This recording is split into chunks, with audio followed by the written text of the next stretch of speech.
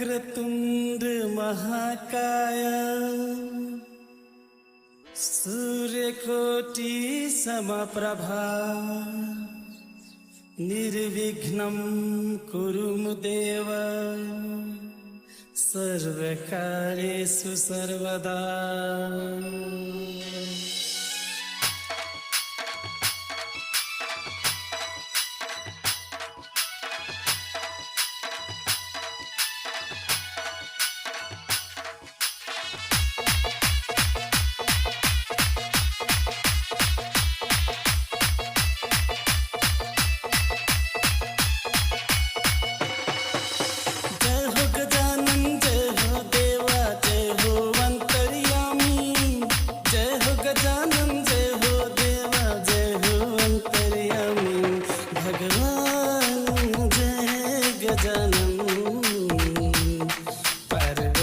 शिव शंकर के तय दुलारे भगवान जय गजानन। पार्वती शिव शंकर के तय दुलारे जय हो गजानन जय हो देवा जय हो अंतर्यामी जय हो गजानन जय हो देवा जय हो अंतर्यामी भगवान पार्वती शिव शंकर के तय दुलारे भगवान जय गजानन। पार्वती शिव शंकर के तय दुलारे।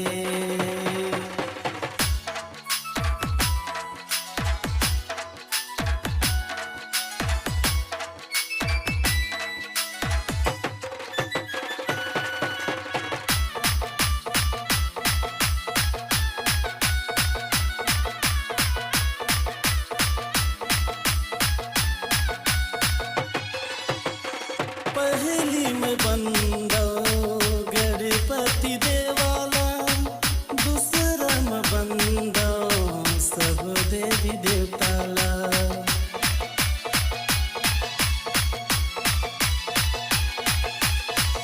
दुनिया में जमो मनुष्य तोरे गान गाथे पूजा मनारिया सुपारी मेवाला चढ़ाते। जय हो गजानन जय हो देवा जय हो अंतर्यामी जय हो गजानन जय हो देवा जय हो अंतर्यामी भगवान जय गजानन। पार्वती शिव शंकर के तय दुलारे भगवान जय गजानन। पार्वती शिव शंकर के तय दुलारे।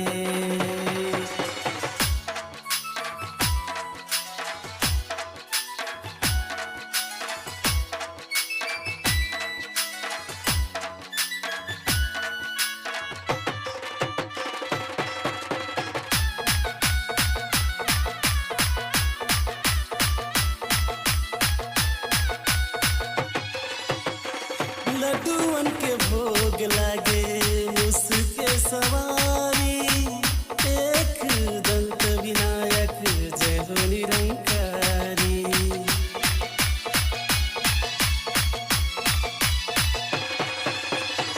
जय गणनायक सिद्धि विनायक विघ्न के हरता मंगल करता। रिद्धि सिद्धि के स्वामी देवा परम पूज्य महाज्ञानी रिद्धि सिद्धि के स्वामी देवा परम पूज्य महाज्ञानी भगवान जय गजानन। पार्वती शिव शंकर के तय दुलारे भगवान जय गजानन।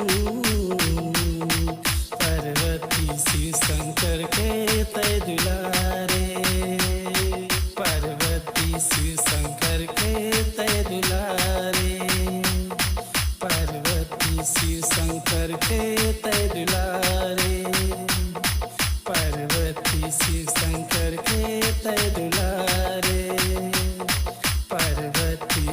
शंकर के तय दुलारे